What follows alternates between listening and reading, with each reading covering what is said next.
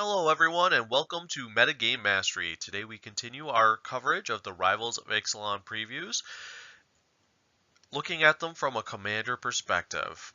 If you enjoy our content, please remember to like, share, and subscribe. Now if you read the title card, you'll see that we've got a lot of hate cards coming today, and this is one of the big ones. Silent Gravestone. One colorless mana, artifact, creatures and graveyards can't be the targets of spells or abilities. 4 mana, tap it, exile it, and all cards from all graveyards draw a card. Wow. So we just take Grafdigger's Cage, Progenitus Relic, staple them together, and we've got Grafdigger's Relic, right? This is what it is. So in Eternal formats and Modern, we've got better tools to sideboard in to stop reanimate strategies, because that's what it really nerfs here, is reanimate strategies. So I'm going to take the time now to focus on this in Standard. In Standard, there are a couple strategies that specifically utilize the graveyard. Two of them that I'm thinking about are Godpharaoh's Gift and the Scarab God. This doesn't affect Godpharaoh's Gift at all. If you're looking at it and you're thinking it does, go back and check Godpharaoh's Gift. It does not say target. It was ruled back in July that it does not target the card. And since this only affects a card's ability to target cards in the graveyard, then this has no interaction with Godpharaoh's Gift. If you're a Godpharaoh's Gift player, you're safe. The main impact this is going to have in Standard is to absolutely 1000% nerf Scarab God. Just die, Scarab God, die. That's all this is. Which, frankly, is enough. Scarab God is quite possibly the most dominant creature in Standard right now. This is something you could sideboard in and just shut him down. Fantastic. It's going to be very powerful. Now, what about Commander? This doesn't make the cut in most cases in Commander. Where it does will be decks that use the graveyard but don't necessarily need to target. It uses, say, replacement effects like Dredge. Dredge is not affected by this. It's a replacement effect. So if you need graveyard hate for your Dredge deck, but you don't want it to slow you down, this is a good choice. If you're, say, playing the Gitrog monster, this is a good option for you.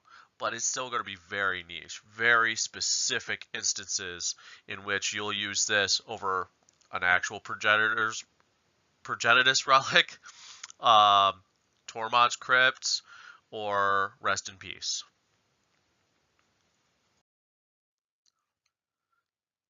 Sphinx's Decree. 2 mana, 1 colorless, 1 white sorcery.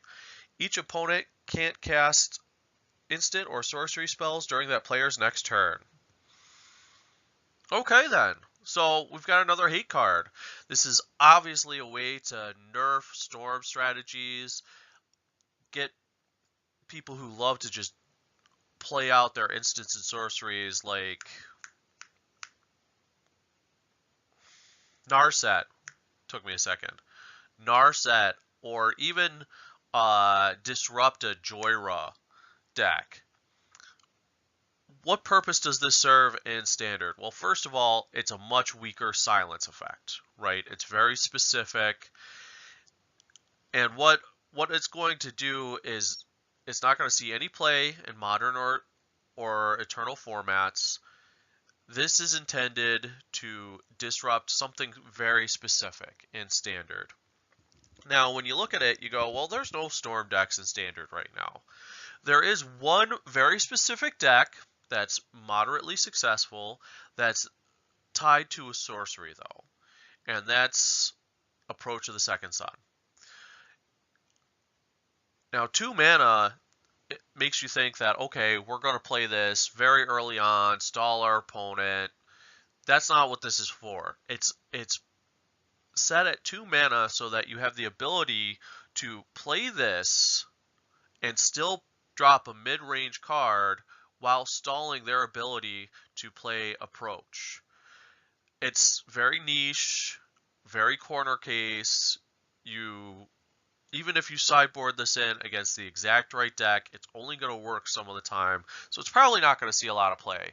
But it is nice that the playtesters and game designers, A, knew that approach of the Second Sun would be a thing, and B, put in a hate card to limit its ability to dominate the meta. It does show that they're in the right headspace. Next, we've got another transform card, Profane Procession. It's 3 mana, 1 colorless, 1 white, 1 black, legendary enchantment. Its only ability is pay 3 colorless, 1 white, 1 black, exile target creature. Then, if there are 3 or more cards exiled with it's a tongue twister. With Profane Procession, transform it. It becomes Tomb of the Dusk Rose. It's a legendary land. Add 1 mana of any color to your mana pool. I like that the lands that transform in this one have the ability to tap for any color. I think that's great mana fixing on top of the mana ramp they provide. And then the second ability is 2 colorless, a white and a black, tap. Put a creature card exiled with this permanent onto the battlefield under your control. Okay, so I've heard a lot of hype about this card because it's going to be a beast in Limited. The ability to repeatedly stick removal over and over and over again is very good on one card, and then turn it into an advantage later in the game. Now, do I foresee this getting use in, say, Standard or Modern? No, not at all. It costs too much mana, man. I mean, 3 to enter the battlefield, 5 to activate. That's 8 mana just to next one creature.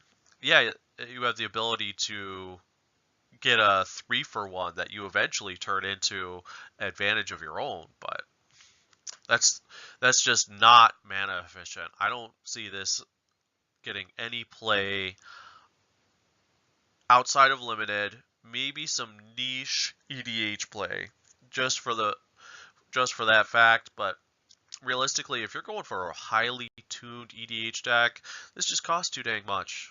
Too dang much.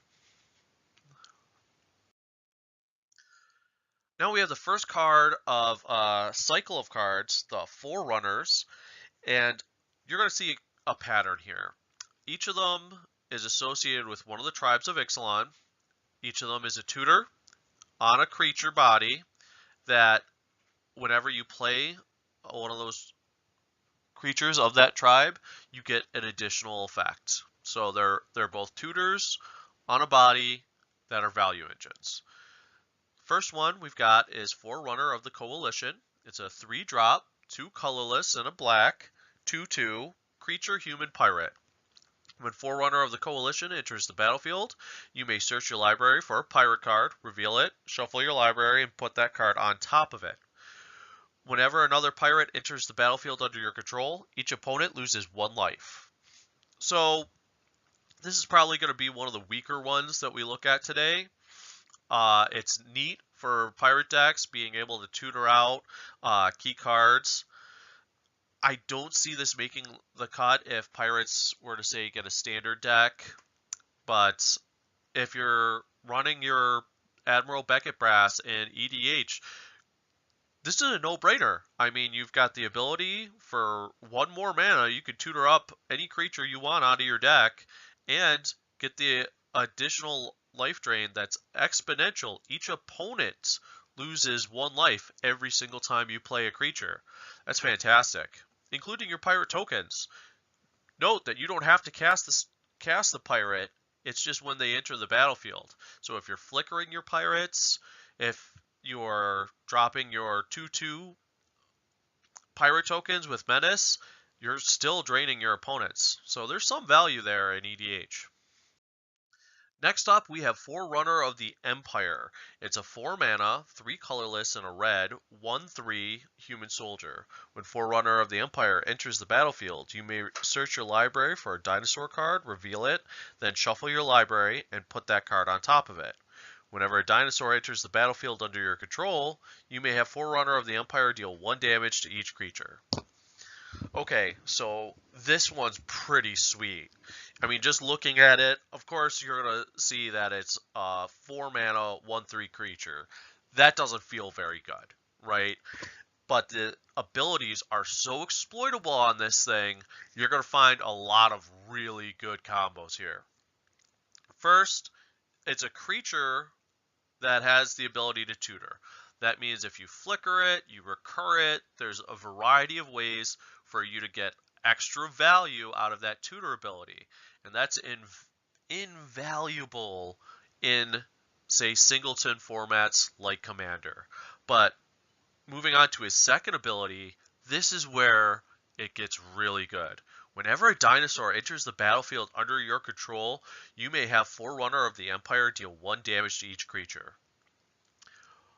Right out the gate, that's enrage triggers. Every single dinosaur you play triggers enrage on all of your other dinosaurs. Enrage just got nuts, is what happened there. That's frickin' sweet. Not to mention, it's everyone's creatures. So you got those pesky pirates, merfolk, goblins, elves across the board that you just don't have enough spot removal to keep up with, but you don't want to drop a board wipe because it's going to wipe out your own stuff. You're pinging them away every single frickin' turn. That's awesome. That's awesome control. Keeps your opponent from going wide and overwhelming your big creatures. This card is so ridiculously exploitable. In fact, there's a 2-card kill combo with another card coming out in Rivals of Ixalan later in the slide. Keep your eyes out. Next up, we've got Forerunner of the Heralds. 4 mana, 3 colorless and a green, 3/2, Merfolk Scout. When Forerunner of the Heralds enters the battlefield, you may search your library for a Merfolk card, reveal it, then shuffle your library, and put that card on top of it. Whenever another Merfolk enters the battlefield under your control, put a +1/+1 counter on Forerunner of the Heralds. So, this one's really good too. It gives you the ability to tutor for the Merfolk you need. I think this will be a welcome addition in whatever Merfolk EDH deck comes out of this set, and I really do believe there will be a competitive Merfolk EDH deck coming out of this set. On top of that, you're getting a 3/2 body for 4. Not good, not terrible. That will grow every single time you play another Merfolk for the rest of the game. That means you could get some real value out of this. I foresee this being a very good card. It's going to find its way in many Merfolk builds for years to come. Will this break into Modern? Will this break into Legacy? No, it just is too expensive, comes too late in the game to really impact the board there. But in formats like EDH and Limited, you'll pick this up, and if you're in Merfolk, you'll be happy to have it. You'll play this every time and not be sad about it. And last up in the Forerunner cycle, we've got Forerunner of the Legion. 3-drop, 2 colorless, and a white Vampire Knight with a 2/2 body. When Forerunner of the Legion enters the battlefield, you may search your library for a vampire card, reveal it, then shuffle your library and put that card on top of it. Whenever another vampire enters the battlefield under your control, target creature gets +1/+1 until end of turn. Now this one seems so unassuming because it's not a permanent bonus like the +1/+1 counters on the Merfolk Forerunner. It doesn't trigger every single enrage trigger on the board. It's not exponential advantage like the pirate trigger. This one might see the most standard play though, because there's already a very good white vampire deck in Standard right now. And adding a tutor at the 3-drop slot isn't bad. And the ability to get additional value by pumping your creatures every time you drop one of your vampire tokens. Mind you, each individual vampire token will trigger this ability. And if we've learned anything from Ixalan, it's that vampires crank out tokens like no other. Edgar Markov loves this guy. There have been so many vampires that are geared towards different things, but Edgar Markov loves this card. Standard's going to love this card. This might be the most played forerunner of the entire cycle. Next up, we have a card that was premiered on the Tolarian Community College with the Professor. It's Deep Root Elite. He's a 2-drop, 1 colorless, 1 green, 1/1 Merfolk Warrior. And whenever another Merfolk enters the battlefield under your control, put a +1/+1 counter on target Merfolk you control. Wow, this one's sweet. Okay, and it's only because of how it's worded specifically. Yes, you're paying 2 mana for a 1/1. It's not going to immediately impact the board the same way some of the other Merfolk do. But the cool thing about this is whenever you play a Merfolk, not just casting the card, but getting those Merfolk tokens that are really getting pushed this block, you get to put a permanent +1/+1 counter, not just on himself, but you could spread the love around to other Merfolk if you want to go wide and build up the strength of your board. You could even do that, put a +1/+1 counter on each individual Merfolk that comes into play. Probably not the best strategy in most cases. You want to focus on a couple key pieces, maybe the ones that already have hexproof.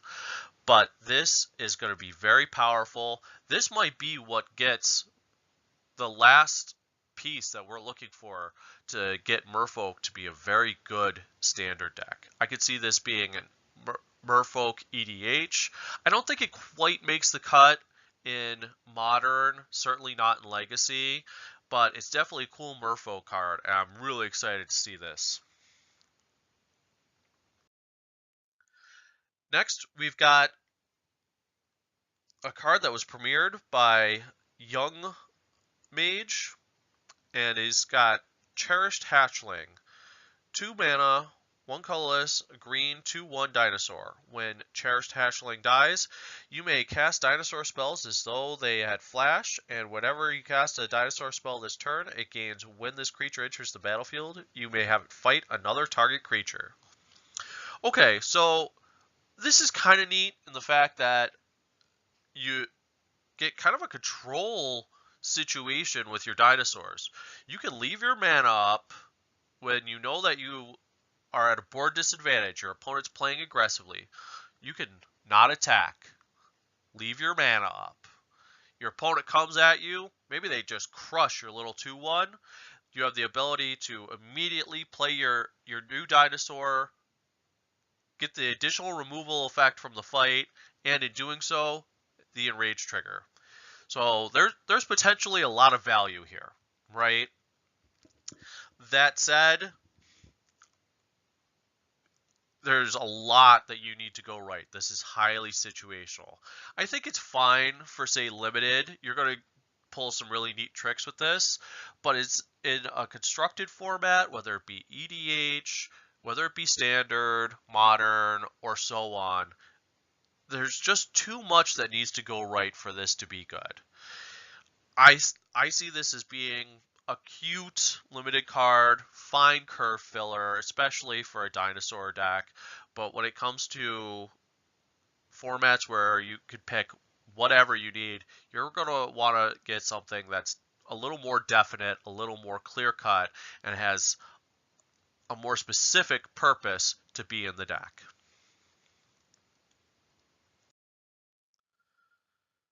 This one's sweet. I'm just going to say that right up front. Kite Marauder. 2 mana, 1 colorless and a blue, 2/1 human pirate with flying. Already a good card right there. On top of that, whenever Kite Marauder attacks, target creature defending player controls loses all abilities, has base power and toughness 0-1 until end of turn.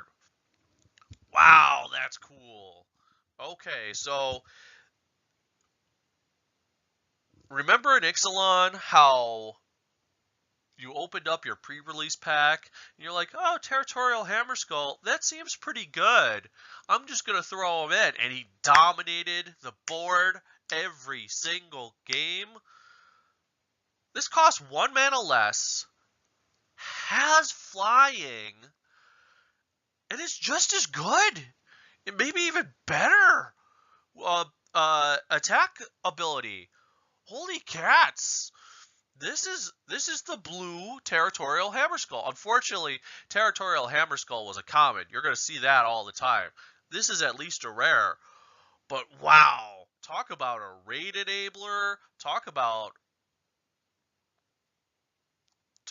repeatable removal.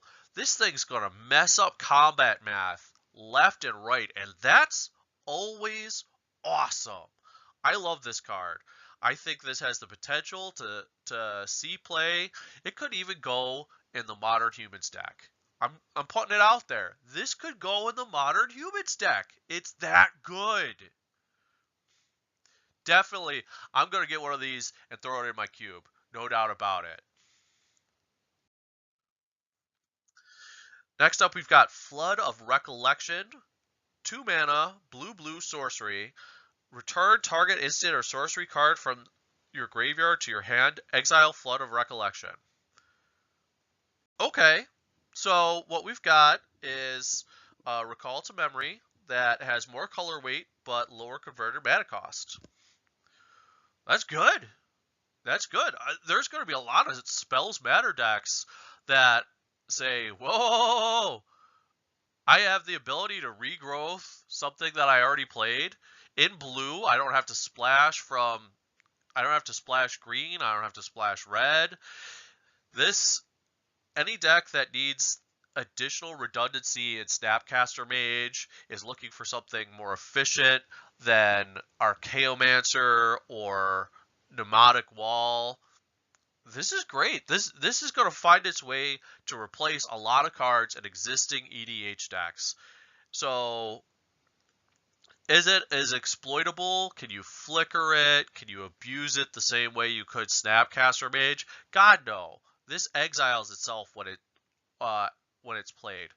But if you're just running a very lean, efficient, I'm going to storm out and kill my opponent with Niv Mizzet, Yisin, Necrotal, then this thing's sweet.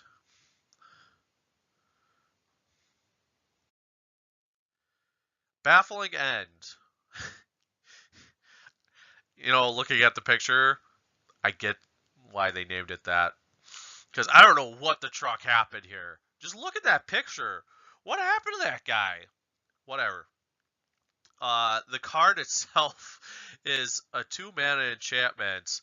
When Baffling End enters the battlefield, exile target creature an opponent controls with converted mana cost 3 or less. When Baffling End leaves the battlefield, target opponent creates a 3/3 green creature token with trample. Okay, so this is a fine card for limited. You're going to happily pick this up in limited. Nix your opponent's merfolk. You're going to nix your opponent's pirates all day long, right? It has the potential to even see some standard play out of the sideboard. This is a fine trade up. You're removing 3 drop from the board for 2 mana. That's mana advantage. It's exiled, so it gets past any graveyard shenanigans. That's great. And even if they do get rid of this, all they get is a token, which is much more easily dealt with in most cases. It's a fine card. I don't foresee it seeing play in Modern. I would never play this in EDH. Maybe in French EDH or MTGO Online, where the decks are a lot more lean and with lower curves. But in regular Commander, no, forget it. This thing doesn't see any play. What happened to that picture? Okay, this is a cool card, and I want to come right out and say it. Simon Lore called it. Weeks ago, he put out this video speculating if Azor, the lawbringer from Ravnica, was responsible for the seal that locked planeswalkers on the plane of Ixalan. And boom, here he is in card form. Let's take a look at the card itself. 6 mana, 2 colorless, 2 white, 2 blue. Very Azorius colored, right? Oh, Azorius! Illuminati confirmed! Illuminati! I'm trying to do a triangle shape with my fingers, and it's looking weird, but Azorius! Illuminati confirmed! Alright, anyways. He's a 6-drop, 6/6 legendary Sphinx. With flying, whenever Azor the Lawbringer enters the battlefield, each opponent can't cast instant or sorcery spells during that player's next turn. Whenever Azor attacks, you may pay X, white, blue, blue. If you do, you gain X life and draw X cards. Wow, that's sweet! That is sweet. We've got a legendary creature who founded the Azorius Guild, who's basically the best Azorius spell on a stick. That's cool flavor. That's a cool ability. This guy's sweet. I mean, he passes the vanilla test, right? He's a legend, so you can play him as a commander. He costs 6 mana. He has a 6/6 body with upside. He's got flying for evasion, and a lot of people are going to say he doesn't have protection. He has very good protection. When Azor the Lawbringer enters the battlefield, each opponent can't cast instant or sorcery spells during that player's next turn. That means if they can't kill him immediately, they don't get to top deck into a way to kill him. They can't respond with a sorcery speed board wipe on their turn to keep you from being able to take advantage of his ability at least once. His ability allows you to go through a full turn cycle, untap, and then you can attack with him and get the Sphinx's Revelation ability. That Sphinx's Revelation won't be able to be countered, so at that point you have no fear of dumping a large amount of mana into an X spell. The biggest problem with X spells is the fear that you're going to overcommit and your opponent's going to counter it and you're going to get nothing. With abilities, that's not the same, because once that ability hits the stack, it's there. They need a very specific stifle effect in order to prevent it from happening. I like this card. Any deck that I ran Sphinx's Revelation in say Elder Dragon Highlander, I'm gonna put this guy in there. He's sweet. I'm gonna put this guy in Geist of St. Trafts. I'm gonna put this guy in Ramos the Dragon Engine. I'm gonna see this guy left and right because he's just that good. Now, if you didn't catch that from me saying what I was saying just now, I do think he's much better as part of your 99 than as a commander. He's just a little too costly to be a commander with too restrictive color choice. That said, I could easily see this being a tier 3 commander. And tier 3, in my opinion, isn't bad. You can steal games in commander with a tier 3. So if you love this guy, make him your commander. He's going to be awesome. He's going to save you game in, game out, do great stuff. And the ability that you can, even if he does get killed after one use, to bring him back from the command zone and just do it all over again and again and again will prolong games and put you in a really good position to survive whatever war goes on between your opponents. So I think this guy's awesome. He's going to see a lot of play. Get used to this face, folks. He's great. Next up, we've got Protean Raider. He's a 3-drop, 1 colorless, blue-red, 2/2, shapeshifter pirate. with Raid. If you attacked with a creature this turn, you may have Protean Raider enter the battlefield as a copy of any creature on the battlefield. Okay. I know you heard the change in tone, right? Because I have very mixed emotions about this card. I realize it's a give and take with the original clone. It's one casting cost cheaper than the original clone. It's dependent on board state whether or not you can actually get the clone ability, because you have to be able to trigger raid. Now in a pirate deck, that should be no problem. Pirates are super aggressive looking. They're super evasive. There's basically no reason not to get raid triggers with the current pirate lineup. That's just all there is to it, right? He also has a base power toughness of 2/2. That's cool for the fact that if for whatever reason his enter the battlefield ability is negated, he still has a 2/2 body. He doesn't have 0 toughness and won't automatically die.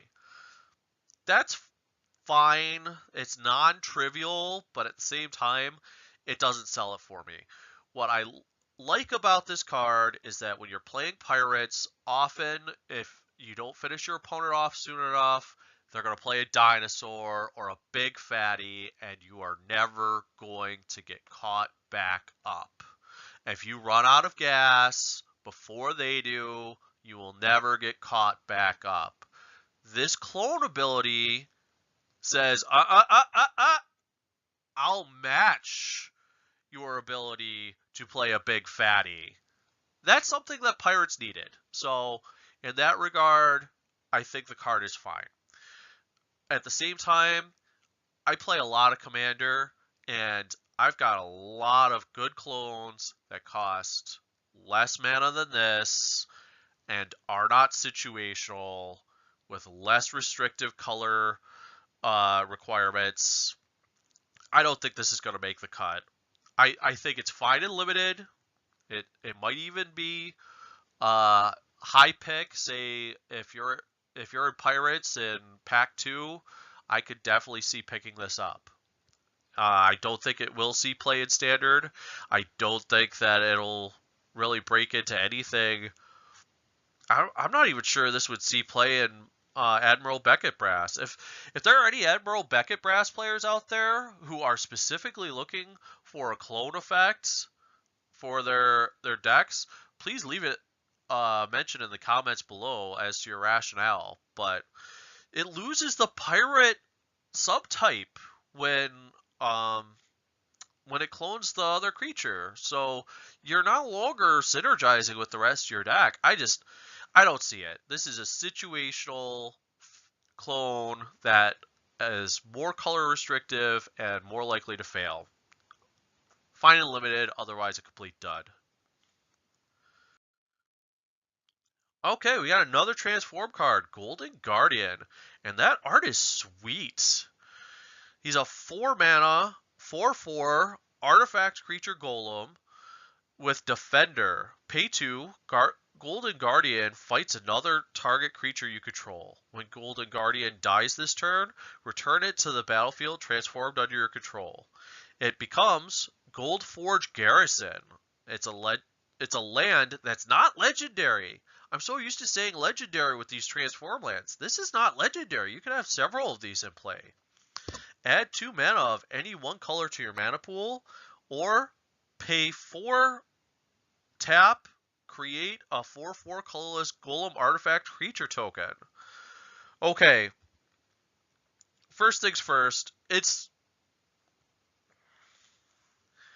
fine as a creature. 4 colorless makes it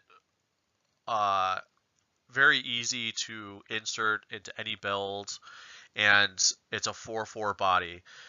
It's restricted with Defender, and it fights another target creature you control. So it has to squash another creature you control, or you have a bigger one. Either way, it's dependent on your board state. You have to have another creature in play in order to transform this. Now, A lot of people are saying, well, it implies that it has to die from combat. Ignore the implications, folks. If this thing squashes a 1/1, your 0/1 plant token, whatever, who cares? That's fine, because as long as it dies at some point during that same turn, you could still transform it. You could sack this sucker to Ashnod's altar. You could have it fight something in response to blocking something bigger on your opponent's turn. There are ways to just kill this sucker off that don't include fighting, but you do have to have a target, otherwise the whole ability fizzles. So it's a little bit clunky there, right? It's a little bit clunky, and then it becomes really good mana ramp, though. I mean, the ability to add 2 mana of any one color every time you tap this extra land that comes into play that doesn't count towards your lands per turn, that's good mana ramp right there. And then you could just start cranking out golem tokens every single turn. That's great for, say, mechanized production, populate decks. There is a very niche golem tribal strategy out there that people are super enthusiastic about. They're going to love this card. This card's their engine, man. That's great. Great that they've got some pretty good engines as it is, but I'm not going to get into that right now. All in all, I don't see this seeing standard play. It's going to be really hard to play this in limited. This is really going to be bulk rare just for very specific EDH builds. It does have a place in those builds, though. This is not a useless card. It has very specific uses, and because of that, only a small segment of the population is going to be needing this card.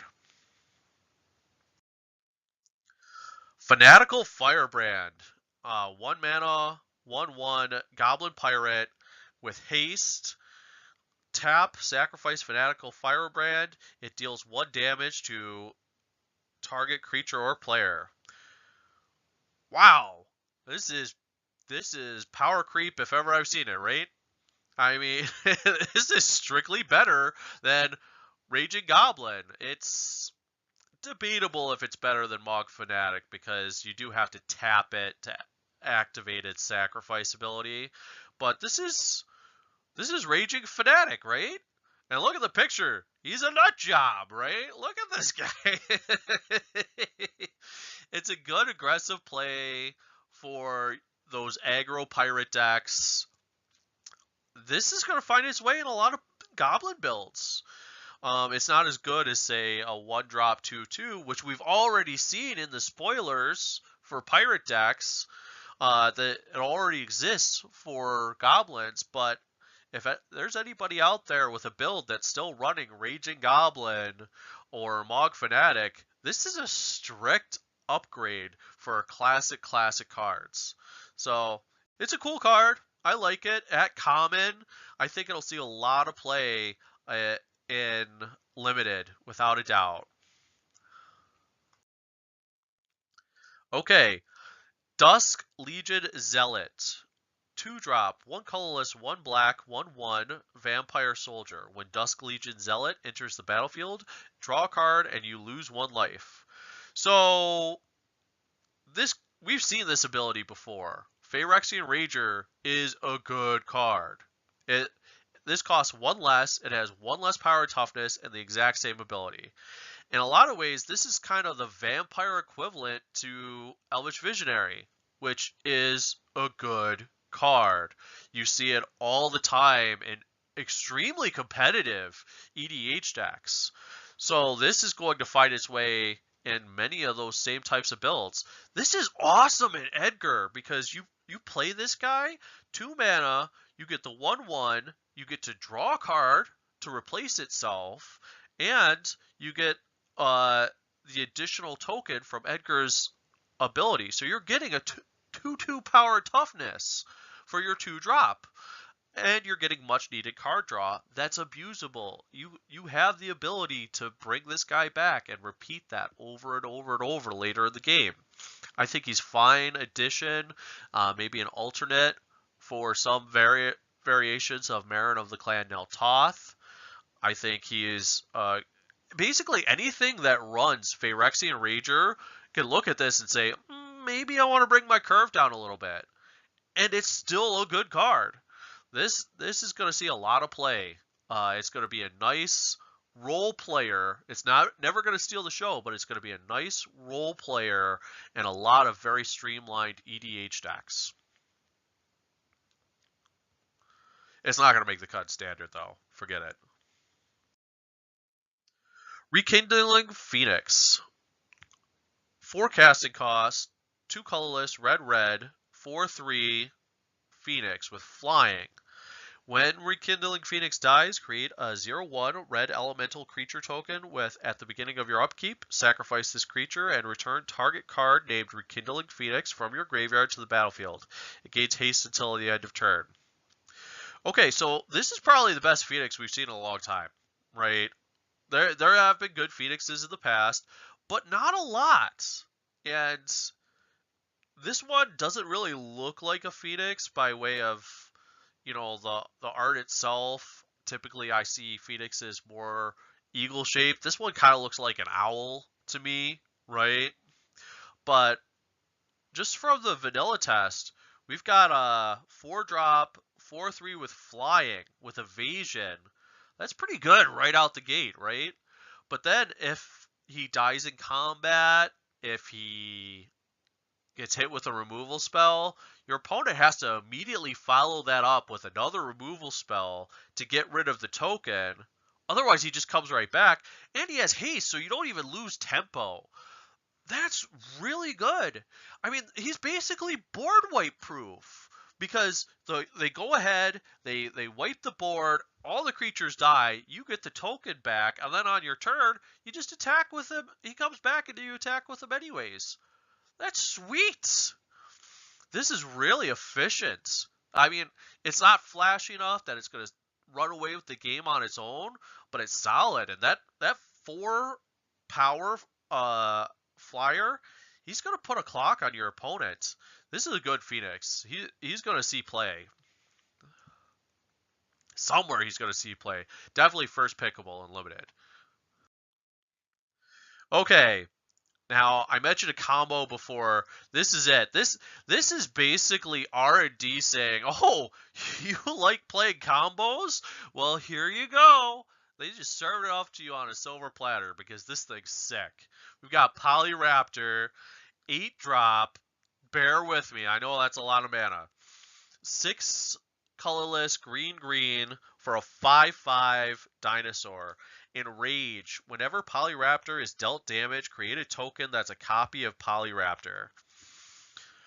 So yeah, you want an instant army? Boom. Right there. Now, I know there have been other green creatures that have had similar effects.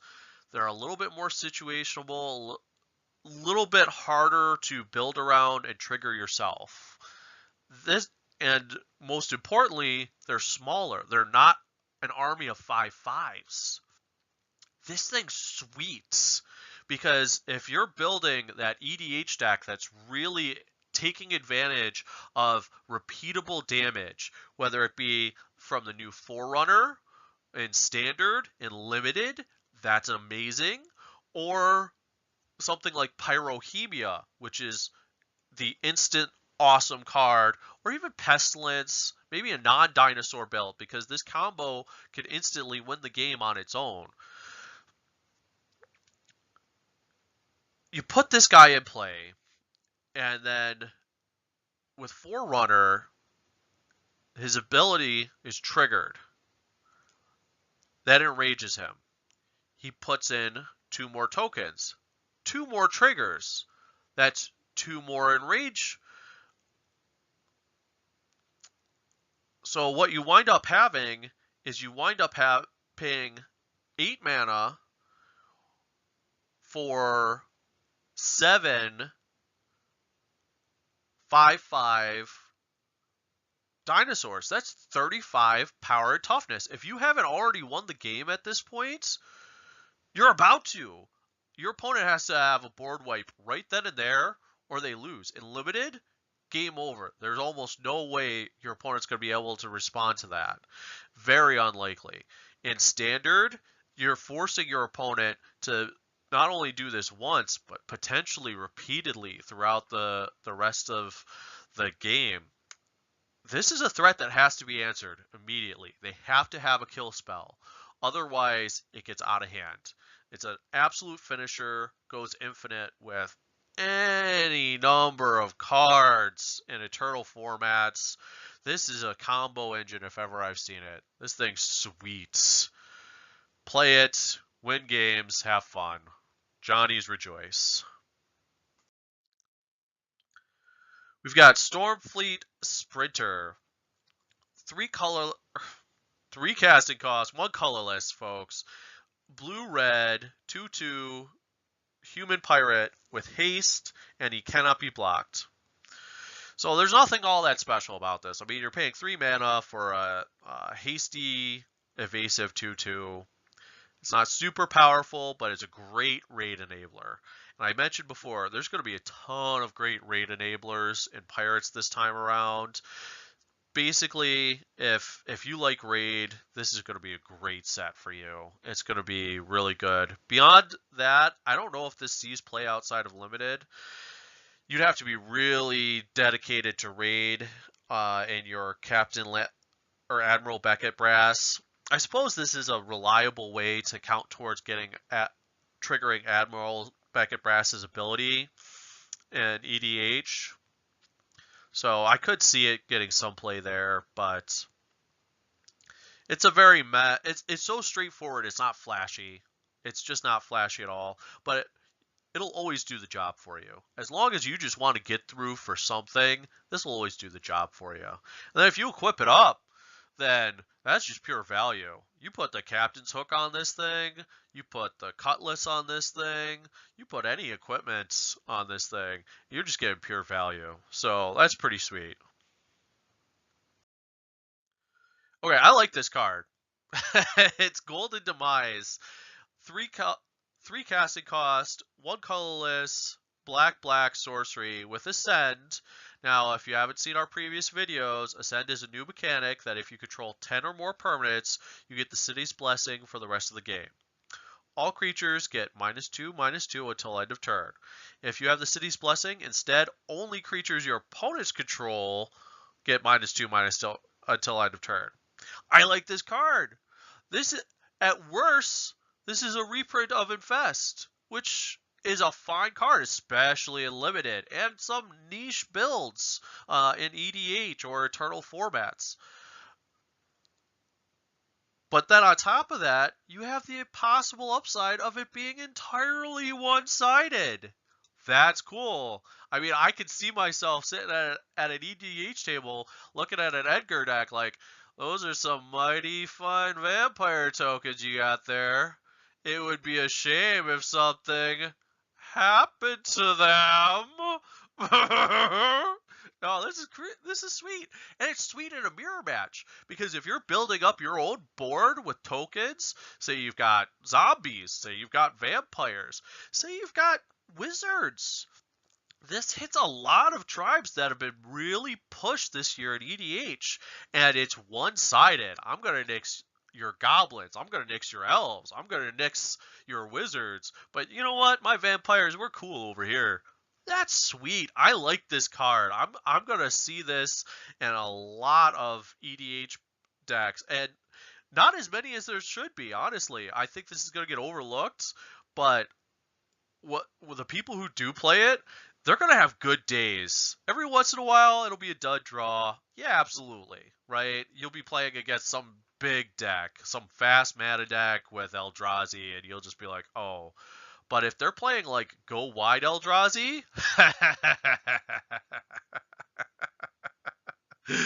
oh, it'll be a good day. This goes in Eldrazi decks. This is a good card. This is a very good card. Okay, this card's mediocre. Jungle Creeper. It's a 3-drop, 1 colorless, green black, 3/3 elemental that has the ability you can pay 3 colorless, black green, return Jungle Creeper from your graveyard to your hand. So he's fine in limited. He passes the vanilla test. And you could get some repeatable value by drawing him back out of your graveyard when you run out of gas. Okay. That's not much to go on. It just isn't. This is not a special card. I see what they were trying to do here. It's something that you can put into your Golgari Explore deck, and you could flip it, get the +1/+1 counter, but super scry it into your graveyard and not feel bad, right? That's fine in, say, limited. Outside of limited, we have so many better cards with this ability. This is like a really bad reassembling skeleton, is what this is. This is bad. This is boring. This doesn't fit in Drudge. This doesn't fit, or Drudge. This doesn't do enough. It's mediocre even in limited. Even in the deck it's intended for in limited. So it's fine. If you need curve filler, you need a 23rd, or you got forced into the Explore deck, mostly against your will. This will do the job for you. Just it's not gonna do a good job ever. Just such a low ceiling on this thing.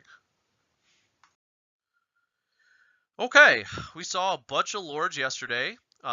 This will be no exception. We've got Direfleet Neckbreaker, 4-drop, 2 colorless, black red, orc pirate with a 3/2 body. Attacking creatures you control get +2/+0.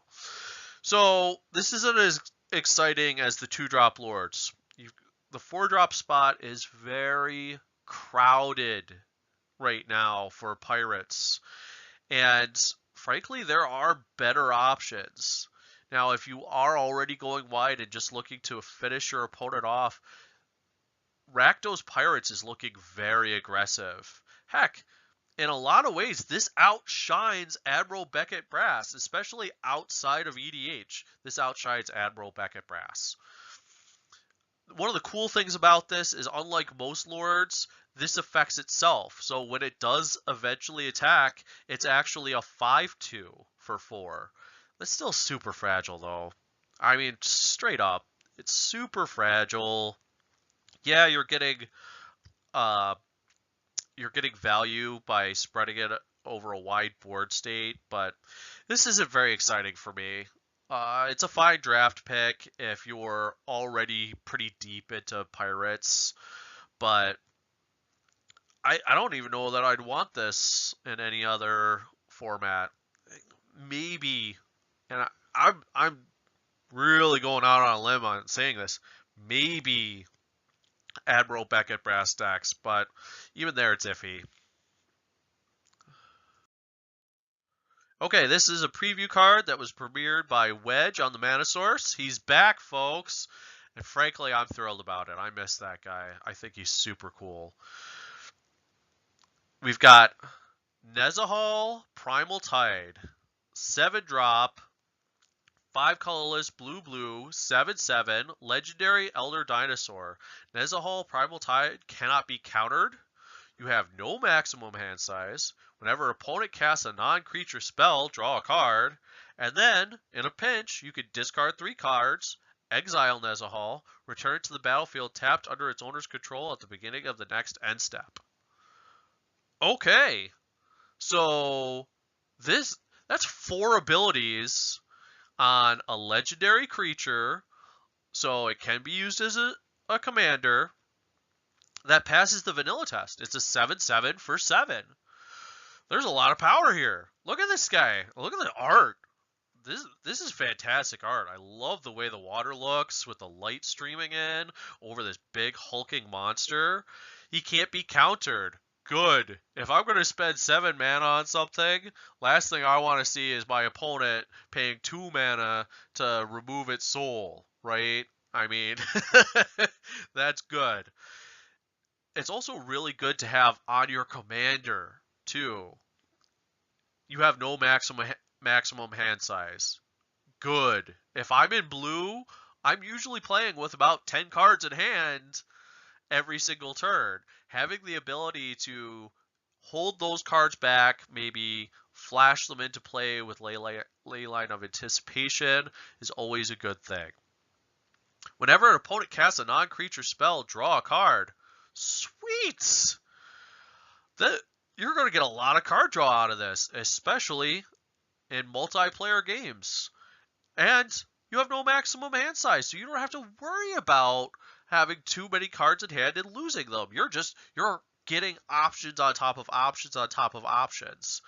And then lastly, discard 3 cards, you get to flicker him as a way to protect him. Yeah, okay, that's really expensive. They play 1 removal spell. They're basically 3 for 1ing you. But you should have cards to spare if this guy's going off, right? Yeah, I mean, you're going to draw a card just on them playing the non-creature removal spell, if that's the case. So this gives you the ability to ditch some of those extra cards, maybe those lands that you won't be able to play because you've already got so many in your hand by this point, and protect your investment. This is a very durable card. It protects itself, it can't be countered, and I'm just going to come out and say this. I love this card because it breaks up the stalled board state in a control versus control matchup. I've been unfortunate enough to play a couple mirror matches, control versus control, over the last few months. By a couple, I mean more than I care to. They're a grind, man. They're torture. You're just sitting there, pass go, pass go, pass go. It's brutal.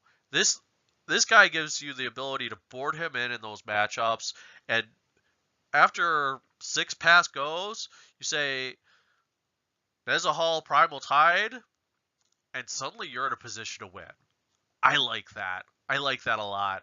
I like him as a commander. I like him as a sideboard card. I like him. I hope that he sees a lot of play. I'm going to pick up a few. He's going to see some play in my decks. Siegehorn Ceratops. 2 mana, green and a white, 2/2, dinosaur, and rage. Whenever Siegehorn Ceratops is dealt damage, put 2 +1/+1 counters on it. Well, that's cool. Now, I like the reminder text. It must survive the damage to get these counters. Okay. So, that's still very good. Okay, we've got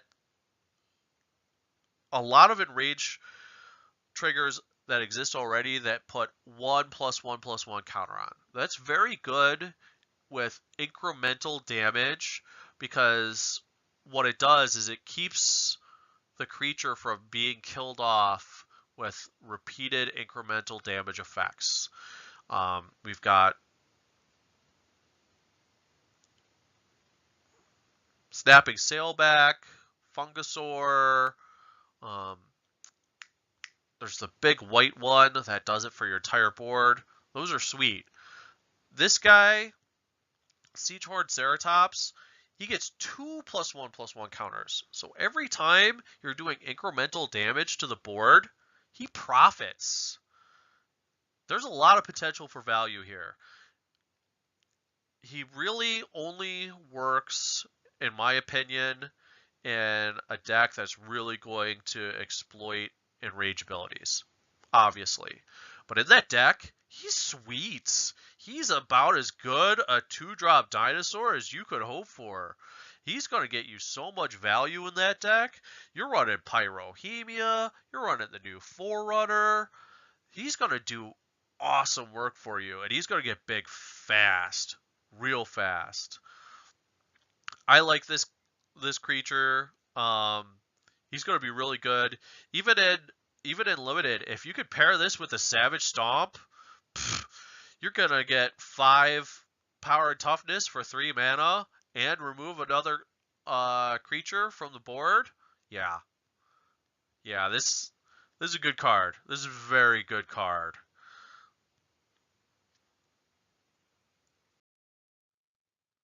Thunderherd Migration. 2 mana, 1 colorless, and a green sorcery. As an additional cost to cast Thunderherd Migration, reveal a dinosaur card from your hand or pay 1 colorless. Search your library for a basic land card, then put it into the battlefield tapped, then shuffle your library. So we have our Tribal Rampant Growth. God, is there enough ramp for dinosaurs yet? For real. We've got 3 cost mana dorks. We've got 2 cost mana dorks. We have cost reduction cards. We have the general tribal mana ramp of the Pillar of Origins, and we've got the color fixing of Unclaimed Territory.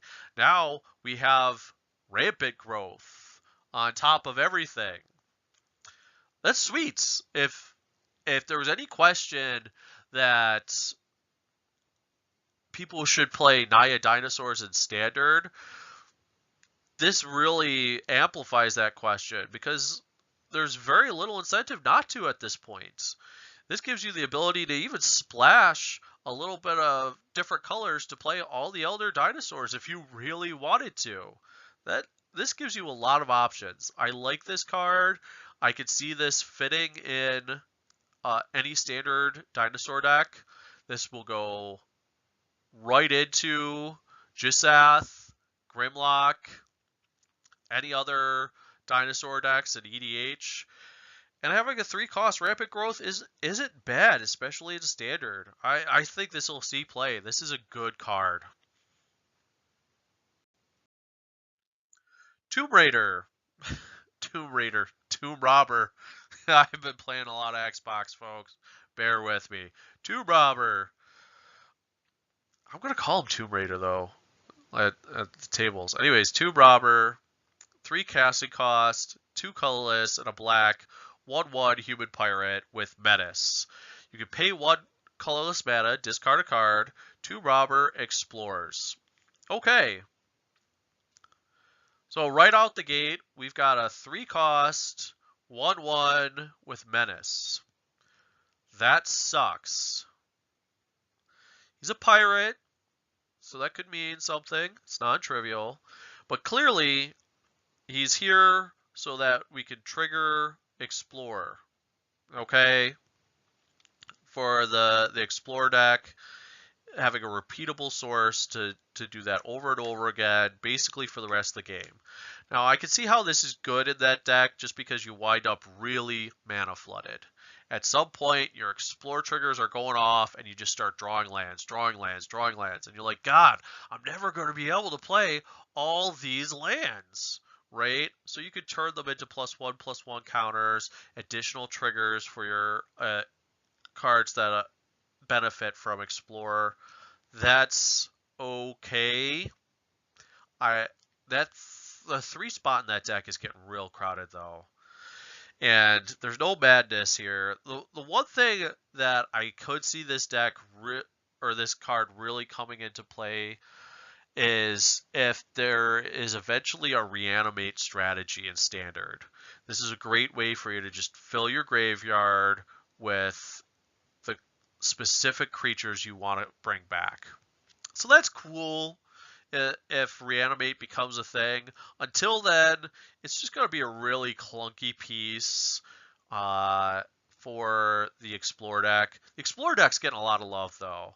I don't know if it's enough to salvage it, but it's definitely getting a lot of love. If you've been trying to build Explorer as a constructed deck, then you're going to be very happy this set. And next we have Direfleet Poisoner, 2-drop, 2/2 human pirate, flash, death touch, always a good combination. When Direfleet Poisoner enters the battlefield, target attacking pirate you control gets +1/+1 and gains death touch again until end of turn. Okay, that's a good card. This is first pickable in Limited. If you see this thing in your booster pack, grab it. I mean, just on the vanilla test, it passes it. It's a bear with upside. Flash, so you could surprise your opponent with a death touch blocker. This is good late game. And then on top of it, it's a combat trick.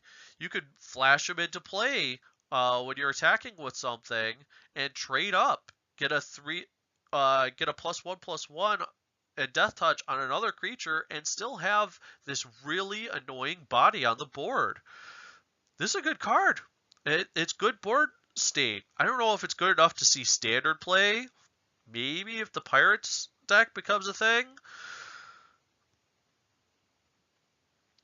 But it's a good card.